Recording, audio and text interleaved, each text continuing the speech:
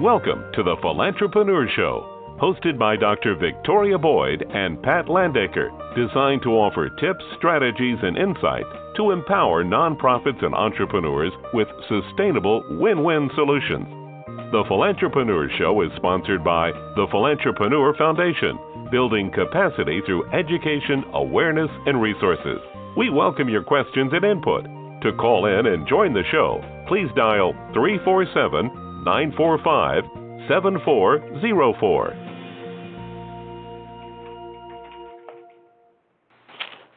Well, good morning. This is Dr. Victoria Boyd, President of the Philantrepreneur Foundation, and my lovely co-host, Pat Landaker, and we're here. He's with Ruby with Flipper Project and Synergy Coaching, and we are here to bring tips, strategies, and insight for nonprofits and the entrepreneur sector. I'm sort of frazzled because, my goodness, 2007 has been just booming. It's been super busy for us since we last had our show. It's kicking off in high gear, and I hope all of the nonprofits and businesses out there are just as productive. If not, we're going to help you today. But, Pat, I know you've been doing some great things. Congratulations are in order. You will be the Henderson Club of Rotary International 2017-18 incoming president.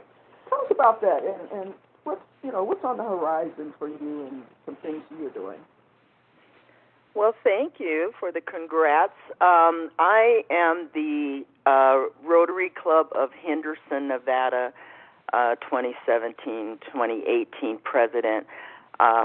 It's something I never thought I'd be doing. I've been involved with Rotary for over 22 years, and I love Rotary. I think it's one of the best-kept secrets for business people, but never really at this time in my life expected to become a president. But the Henderson Club is a great little club, very family-friendly, a little bit different from most Rotary clubs, but it's a great opportunity. And then in addition to that, getting ready to put a program together, a self-empowerment program for the Salvation Army, and I'm excited about that. So a lot of classes and programs going on, and then I'm also getting ready to start my Chat with Pat show. And so, just a lot of moving parts right now, Victoria, which I'm sure a lot of nonprofits starting off 2017 have as well. What about you? Absolutely. Well, just with the Philantrepreneur, we, in just the last couple of weeks, Henderson Chamber and Philantrepreneur, we're going to be doing the Nonprofit Awareness Expo together this year, which is really exciting. So everybody needs to, really tune in and make sure they keep checking on that date. That we'll be putting that out probably in about 2 months with all of the details. But I've been super busy with Board-Bound Leadership. We launched that program back in the fall. Great success with those that attended. And Linda and I decided we need to take it a step further. And so we actually wrote a book that will be out probably within the next 30 days.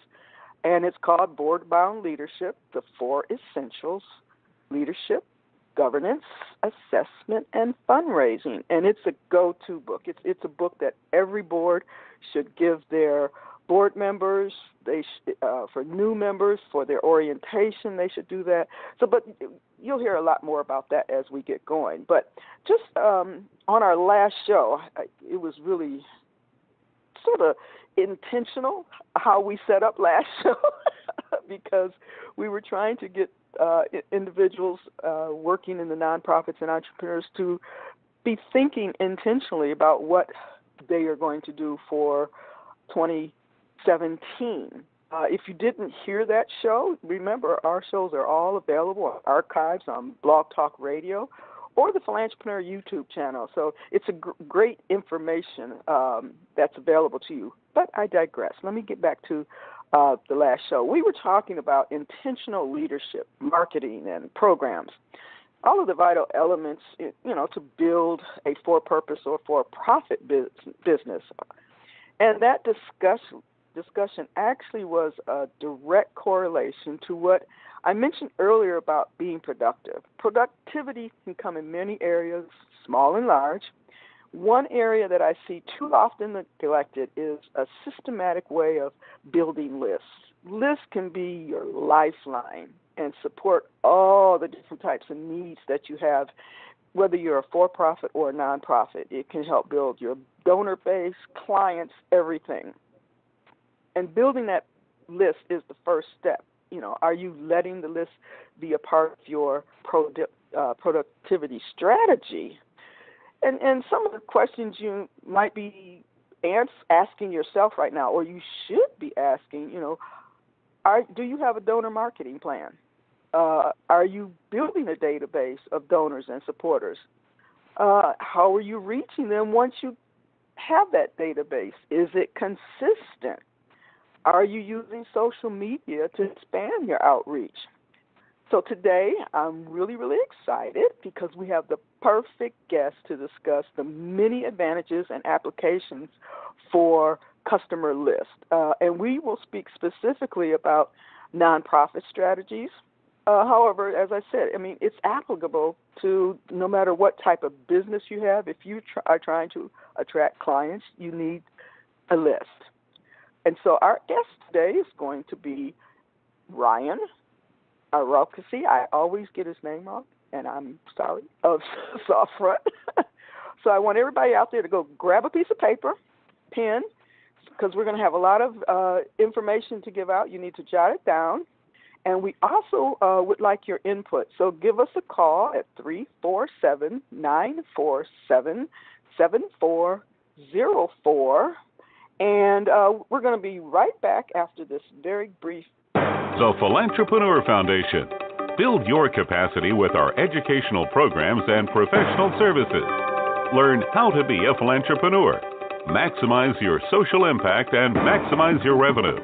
Visit thephilantrepreneur.com or philantrepreneurfoundation.org to find services, resources, and training to launch, enhance, or improve your business or nonprofit strategy. While there, sign up to receive the Philantrepreneur Journal digital publication. Okay, that was a quick one, and welcome back, and we are happy to introduce Ryan. Welcome to the show, Ryan. I want you to jump right into this discussion, and because I'm sure many of our listeners have seen the acronym CRM, but what exactly does that stand for? Okay, well, first off, thank you both for having me on the show. So the acronym CRM stands for Client or Customer Relationship Management. Absolutely, because a lot of people use acronyms. They just throw them out there, and thinking we know that. And I'm sure a lot of nonprofits, because they don't really go down that path, they need to know what that really means. And so, I was talking to. Go ahead. Well, I was just going to say, I come from a banking background as well, and one of the things that we used even before it was a program was customer resource management or relationship management, because I think when you say list, I always think database. With my clients, I always say, create a database for each of these different areas so you can see what you're dealing with. And once you toss that into a customer relationship manager, it really delivers back information that allows you to really segment your clientele and understand who you're marketing to, and it makes marketing easier. I think that's what it does, Ryan. Is that kind of what it... Right, you hit the nail on the head there. That's exactly what it's designed to do for businesses and nonprofits of all different levels. Absolutely. And many times marketing is one of those afterthoughts for nonprofits. They focus on their cause and things, but marketing is so important. And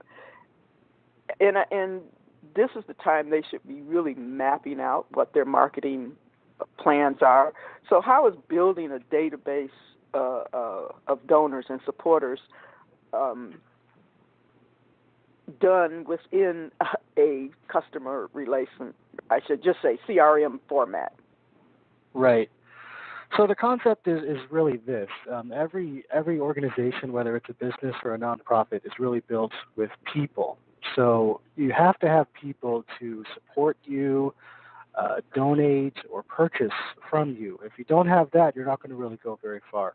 So the question is, how do you organize all of these different people? And that's what a CRM is developed to do.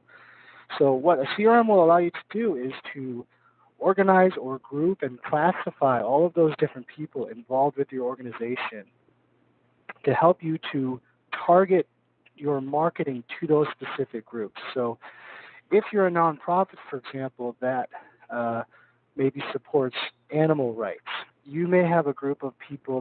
Hello? Database, you're going to classify them into a group. Hello? Am I still here? Yeah, hang on, Ryan. Victoria, are you there? I think we may have lost Victoria. Oh, okay. Are we still on? But no, go ahead and continue just talking about what you were talking about. Okay. So as I was saying, so let's say you're a non-for-profit that is promoting animal rights. So you'll have a group of people that are animal activists, animal lovers, pet owners. And what you'll do, you'll use the CRM to put them all into a group and target your marketing to those groups. And you could even filter down your groups into people who are in a certain city or location. So if you're doing an event or something and you want to target those groups, tell people about your event, have them come out to support the event, you can shoot an email blast to all of those people in those groups and generate a buzz and get some response based on your email marketing campaigns. And that moves into more the marketing aspect of this. Well, it's so sophisticated because, back in the day, that's just not how you marketed your nonprofit. But now to really understand your public and who, who you're serving and who your donors are, understand those personalities, understand the timing of making requests. When you have a nonprofit, you have high-end donors, you have people who just want a continuous monthly donation. You have people who are only interested in volunteering. You have people that are only interested in donations or endowing through some child's name. There's just so many fragments of it that it doesn't. You almost have to have a system for that because each one of those have to have a certain timing that you deliver a message to them. Absolutely. Exactly, and you're right there. It's really coming down to understanding, not just getting your database together, but understanding who's in your database and what they are interested in, and understanding the demographical information. So if you have people that are supporting you who are of a certain gender or income level or location, you want to understand that so you know how to market appropriately to those areas and those demographics. So that's part of why a CRM is so important for nonprofits in general. It helps them to understand their audience, their groups, people, why people are supporting them, and what types of people are supporting them. I'm so glad you brought. Oh, I'm glad you're back, Victoria. We didn't know what happened to you. Yeah, well, I was trying not to use my headphones, and I don't know, I must have pressed too hard. Anyway, I got disconnected, but I am back. I'm here. Okay. But what I'm glad you brought that understanding your list and who you're serving and who you're talking to is having the right message because, I'm going to be throwing these little tidbits. In our book, we talk about assessment, and that is a big part of the planning process. You take an assessment of who you're working with, and then you build out from there. That's almost the first step of an effective system, and having the ability to segment and go into those areas because, once again, the message has to be correct to them. If they don't want to see all of these different emails that really don't pertain to them, that's how they'll opt out and unsubscribe to what you're doing if the message that you are sending them is not something they want to hear. So I'm so glad you said that. Right. Yes. Pat, were you going to say something? Well, no, I was actually just going to transition into the whole social media thing. Like, I think that one of the, social media for most nonprofits, I really think is really hit or miss. And so I'm really curious, how do I use my social media nonprofit page? How do I segment something like that? Is the message just consistent for everyone with some nuances, directed at some? Or is there a way to actually target different publics within your the clientele you serve? Is there a way to really target them with social media? And the different types of social media that might be better for one or the other? Right. And this is a good point to segue from the previous discussion. So once you have determined your demographics and you understand who is really supporting you, who's interested in what you're doing, then what you want to do is, number one, target those groups or those demographics in your social media. And there's ways to do that that are very simple through Facebook and Twitter and all those places. So once you have that determined, then you want to look at your message and what you're trying to put out there, because the only way things are going to click and work is if you're targeting the right group, the right message, the right time.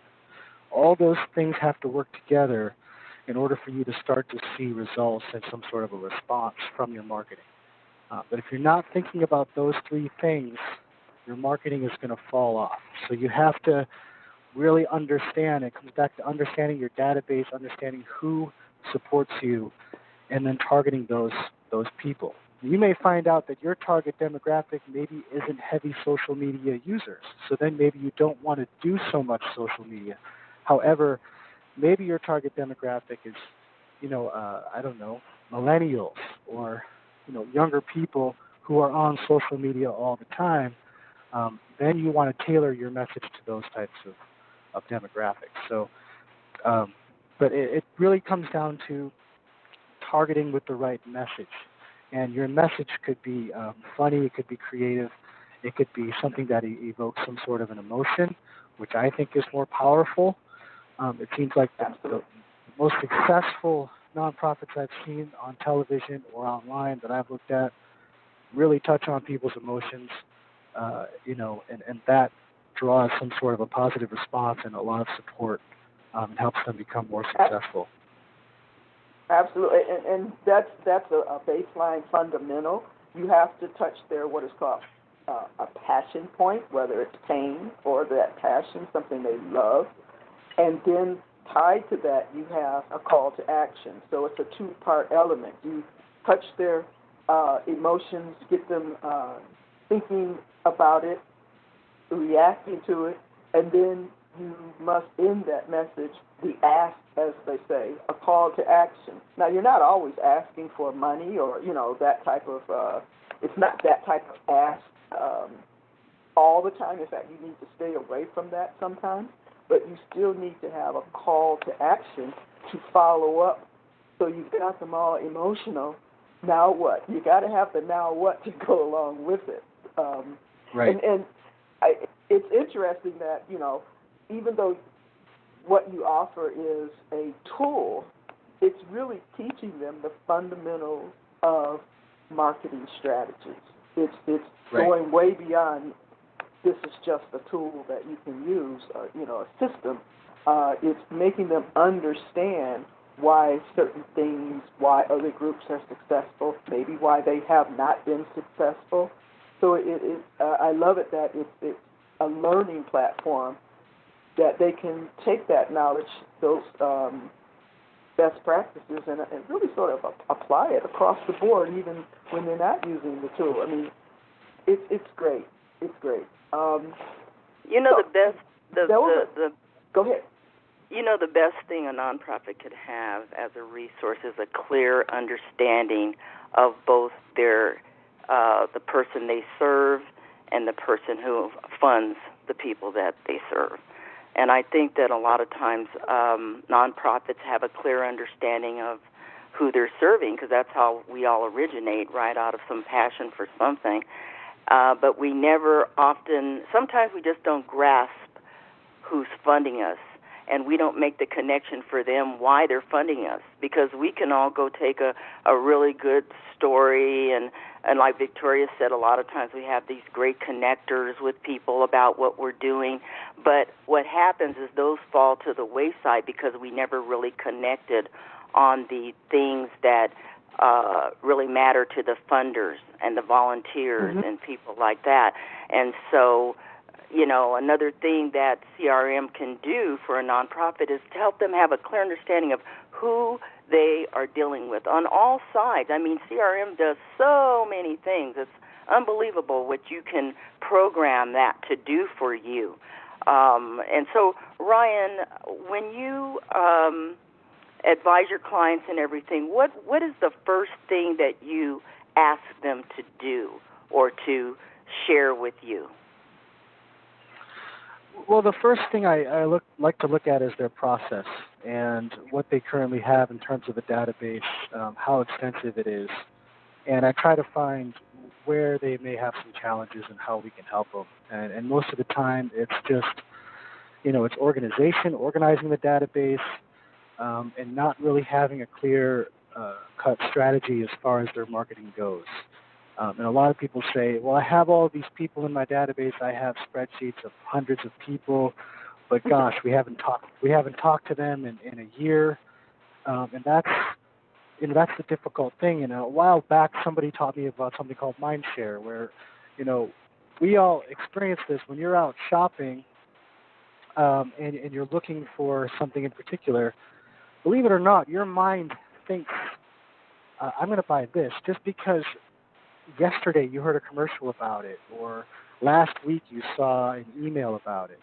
A friend of mine said, I went to the store to buy oil, and for some reason I just had to buy Pennzoil oil because I saw a commercial of that.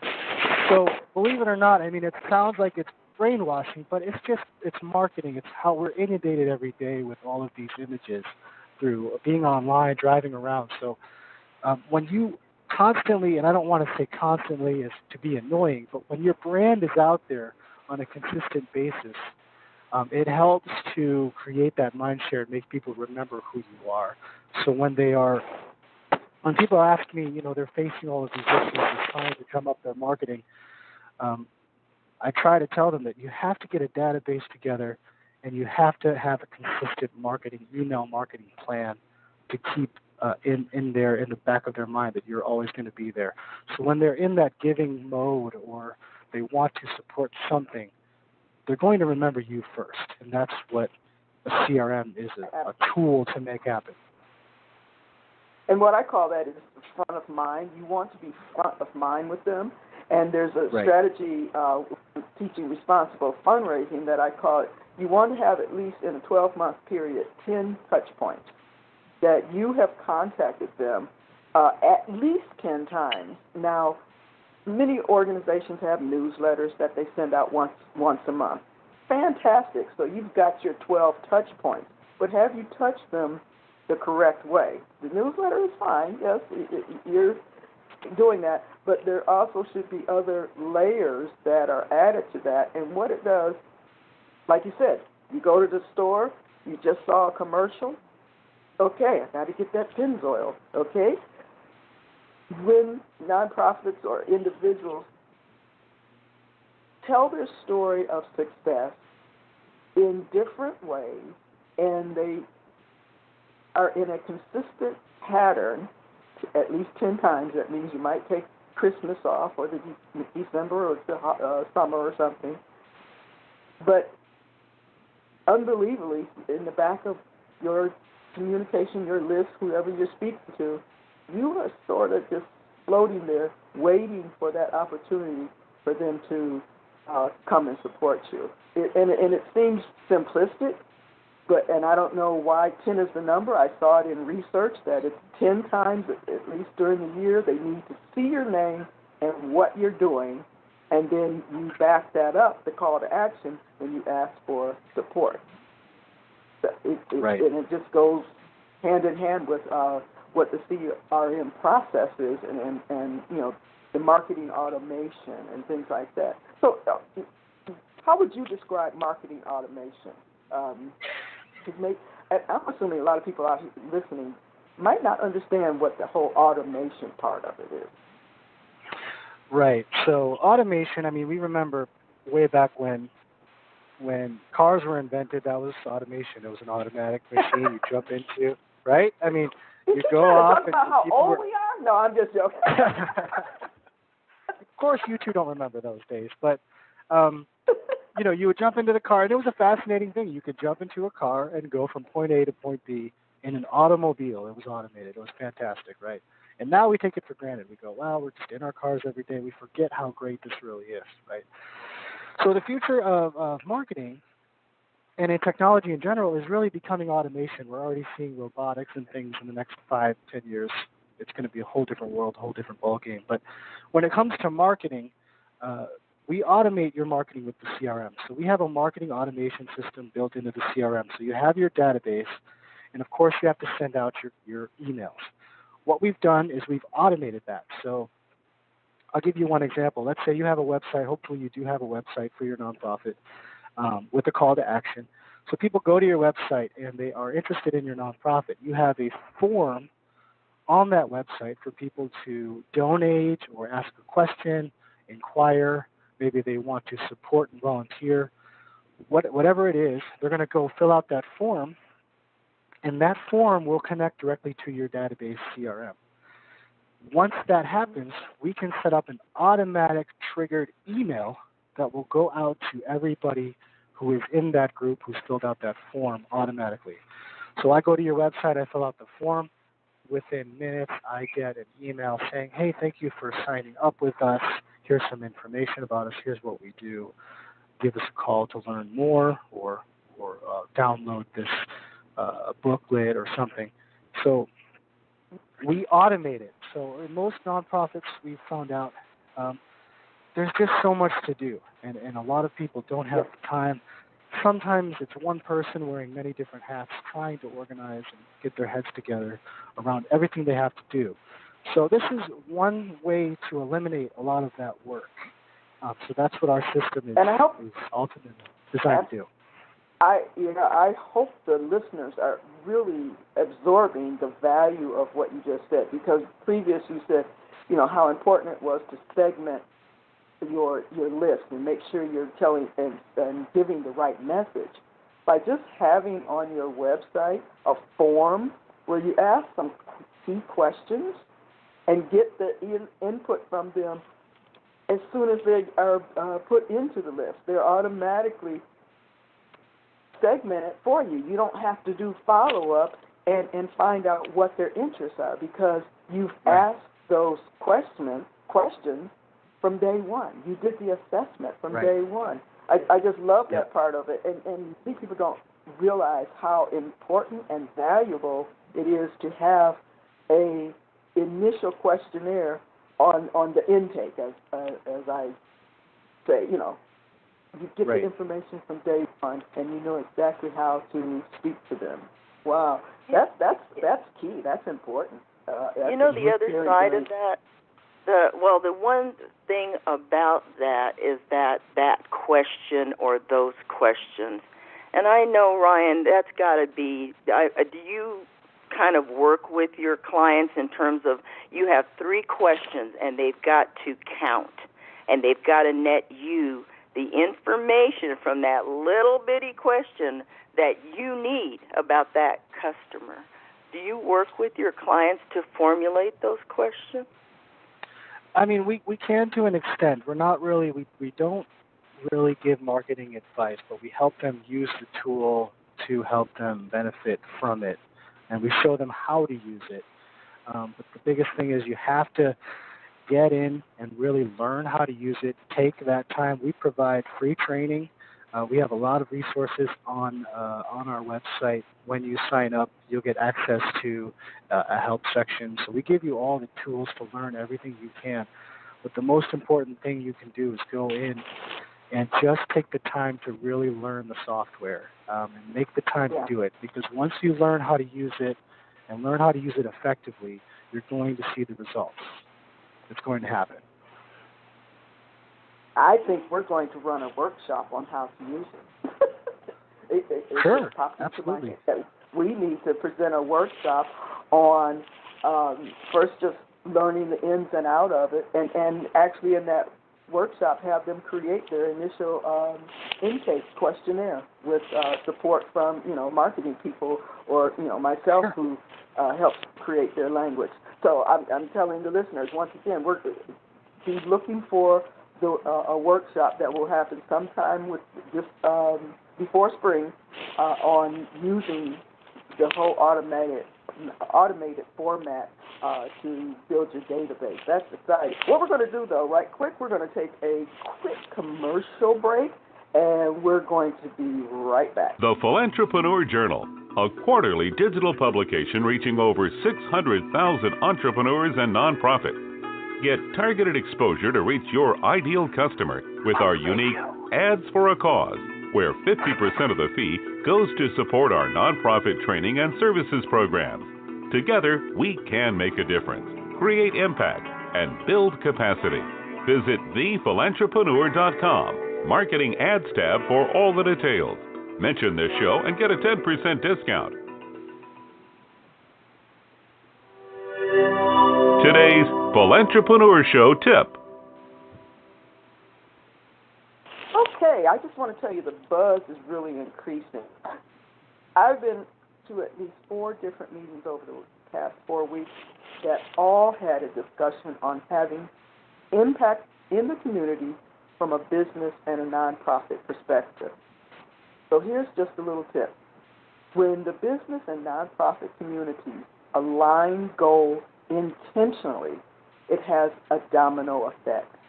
Increased profit, donors, credibility, validation, and impact. This is the future, so make sure you plan for it. Okay, welcome back. Those were our little brief notes there. But, I mean, we have been really digging deep into the whole value of CRMs and talking specifically about the marketing. We've talked about the nonprofits and the tools. We've talked about segmentation of the list. Are there any other tools that Suffolk offers to help nonprofits, or have we pretty much covered the gamut?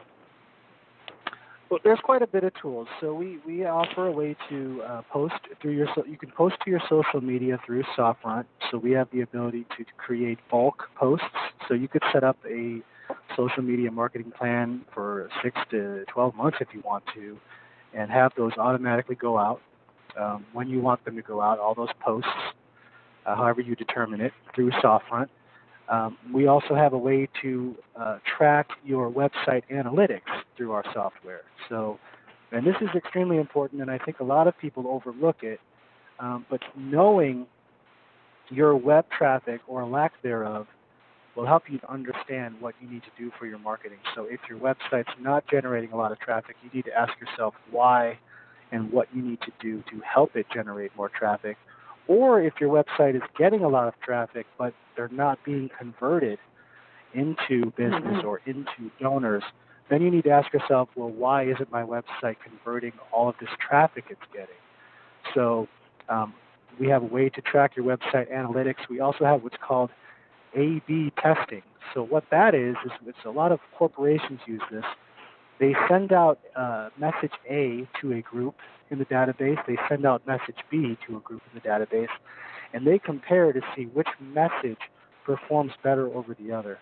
So that's available in SoftFront as well. So we also have a way to manage projects and cases and things like that. So there's quite a few different tools that are available for nonprofits and business owners of all different levels. Yeah, and that's why I really think it's going to be valuable to have a dedicated workshop on just digging deep and exploring all the features that are in the software. It will also make them comfortable, because a lot of the non-use is just the fear of, oh my God, I don't know how to do this. I don't want to mess it up. I don't know what I'm doing. And when there's that doubt and that fear, many people just turn their back on it and don't think about it. And I think the same when you mention analytics, they are so important, but just the word, it sounds so intimidating. Like, oh, I need to know a whole lot of math and all of this because I'm looking at analytics. But that's Google does that. You should be looking at what are your Google analytics, especially if you have social media platforms and things. And nonprofits, I hope they all have applied for the Google AdWords grant.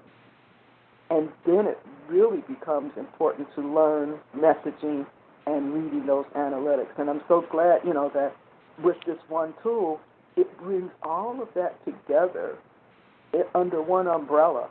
And so you don't have to feel scattered. It's put together in a great package. My brain is going over and over all the different ways that it could be used.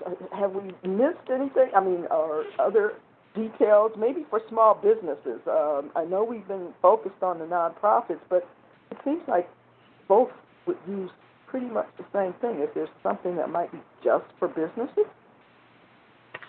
I mean, software is for businesses too. In fact, the majority of our clientele is small to medium-sized businesses, and we have some franchises also involved in using it. But I want people to understand. I know there's a lot of technical terminology that's been thrown out there. We will really help you understand it. I don't want people to be intimidated by the software because a lot of people who aren't experienced with this kind of a thing get a little scared. But I do my best to make sure that we help everybody. And it's not something that you have to learn all at once. You can take pieces of it and learn each individual section of it. And by the time, you spend some time using it for a year, 6 months or a year, on a consistent basis, you're going to become more comfortable with it. It's just about, like you said, letting go of that fear and really taking control of it and starting to use it. You'll learn a lot more that way. But too, and I know that's with these millennials that are involved in nonprofits because they love rolling up their sleeves and doing good for the community. They probably could take this program and figure it out and. I think we kind of overlook. We think that we have to be the one to do it. I would find me a hotshot millennial who this is like nothing to them, and I'd put them right because it is so important.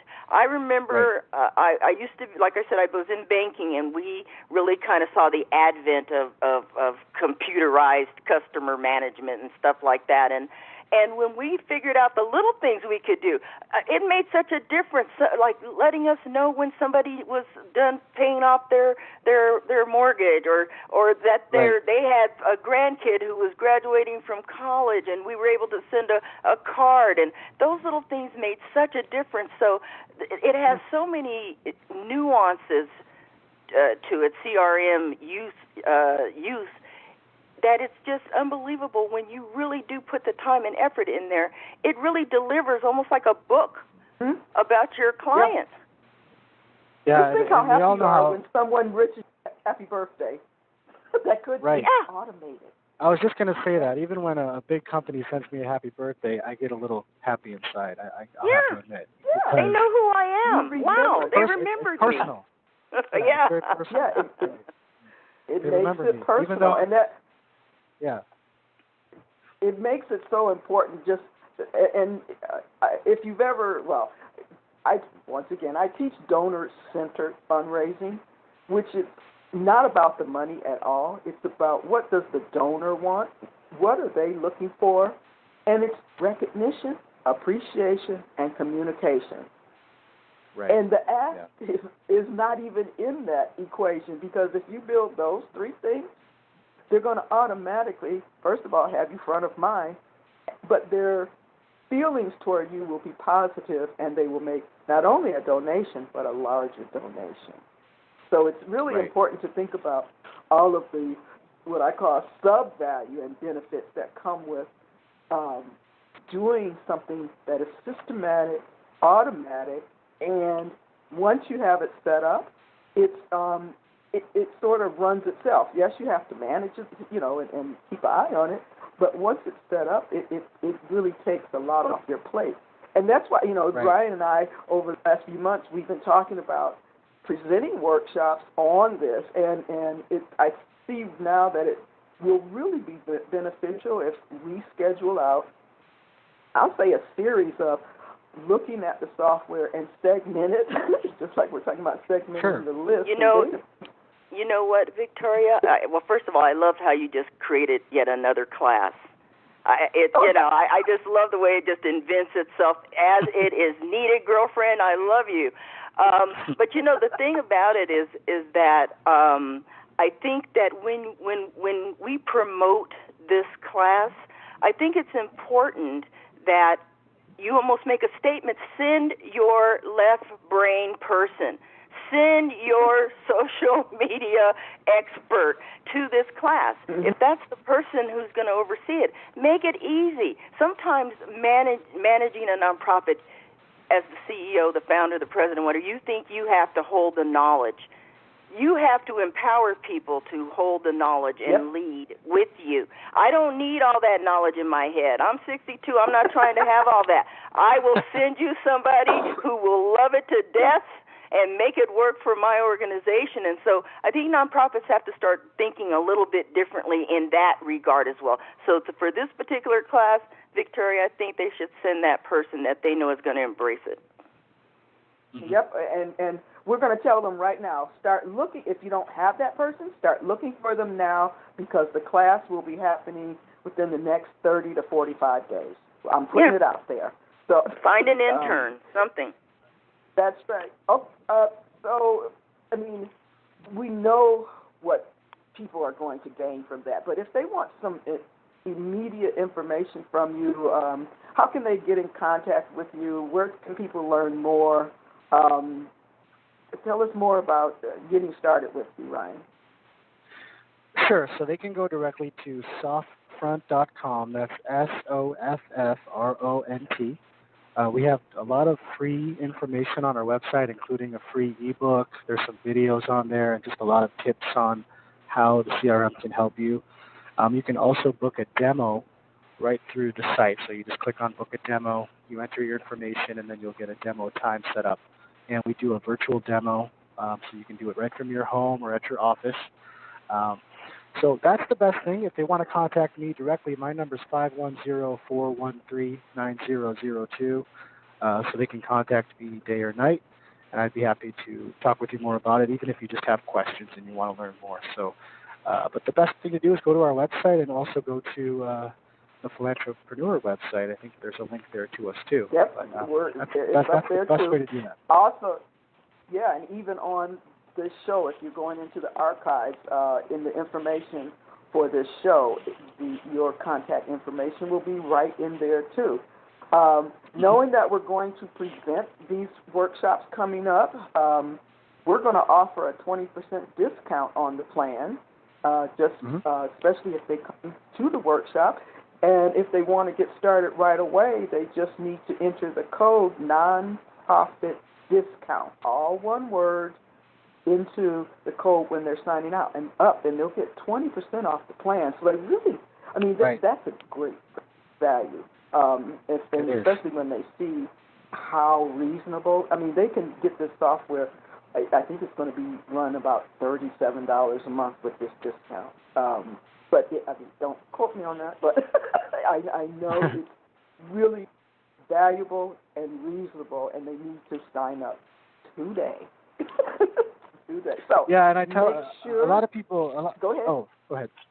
Well, I was going to say a lot of people think they think a lot of people think this is something they have to spend on, and you have to understand this is an investment into your nonprofit. This is an investment to help you grow. So I hope people can understand that that's what it's designed to be. So, but thank you.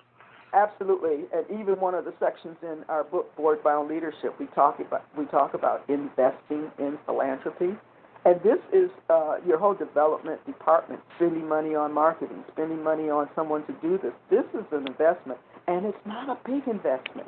It's right. Literally under $50 a month to get all of these things set up under one umbrella.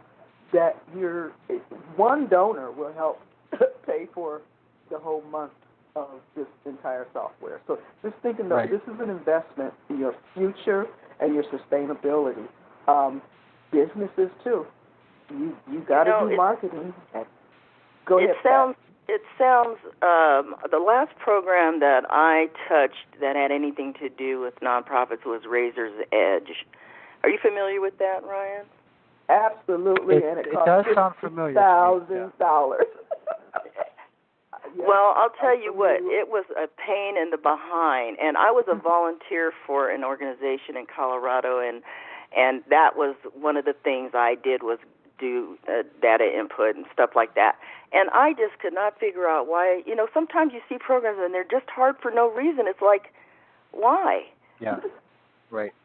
And that was one of them. And this sounds so easy because once you input the stuff, like you said, truly understand the program and what it can do, and then you input, and I mean, it's just like, look, Ma, no hands. I mean, it just makes it so much easier. You put out a report, you glean the report, okay, this and that, we need to work on this area, oh, this is coming up, oh, hey, it's blah, blah, blah. I mean, so easy. Now, I haven't seen your program, touched it. I saw a little bit at the expo that you did, but I'm looking forward to seeing you do a class or something and really see how it can make life easier in the nonprofit world, because everybody's got to just figure out how to get lean, and it's definitely a way to get your company more lean when you have everything segmented and put where it needs to be and easy to access. So I'm excited. Yeah, that's really cool. Good. Yeah. We want to give people a marketing direction. Everybody needs a direction and goals for their marketing, and that's what we want to give them. Mhm. And that's the bottom line. I mean, you're there to support. So basically, I can't wait to see all of the organizations that jump on board because they really need to. If you want to reach out to Ryan, he's there. He can give you more explanation. Don't forget to mention the Philantrepreneur, and you'll get your discount. But I'm really, really looking forward to bringing a series of classes where you can learn all of the different elements. And we're not trying to overload you or overwhelm you, but it will help you become less overwhelmed if you use a CRM and this software platform. Thank you, Ryan, for joining us today. Any last words that you want to share with the listeners? No, I just want to wish everybody good luck with the new year, with your goals and your nonprofit businesses, and thank you both again for inviting me on the show. I appreciate it. You're welcome. Oh, thank you. And I'm sure we're going to be doing a lot of things together. We're going to talk about scheduling these classes real soon. Have a great day, Ryan. You too. Thank you. Bye-bye. All right. Hey, Pat, we got some things on the horizon. I'm sure you've heard about all this stuff. I don't know. A wee bit. Okay. We did the board-bound training, Board-Bound Leadership, the 4 Essentials, co-authored with myself and Linda Lizakowski. As I said, it's going to be released within the next 30 days. I am so excited. Calm down, Vicki, calm down. Well, I mean, you just kind of like, I remember the discussion, and then it was like you were on it.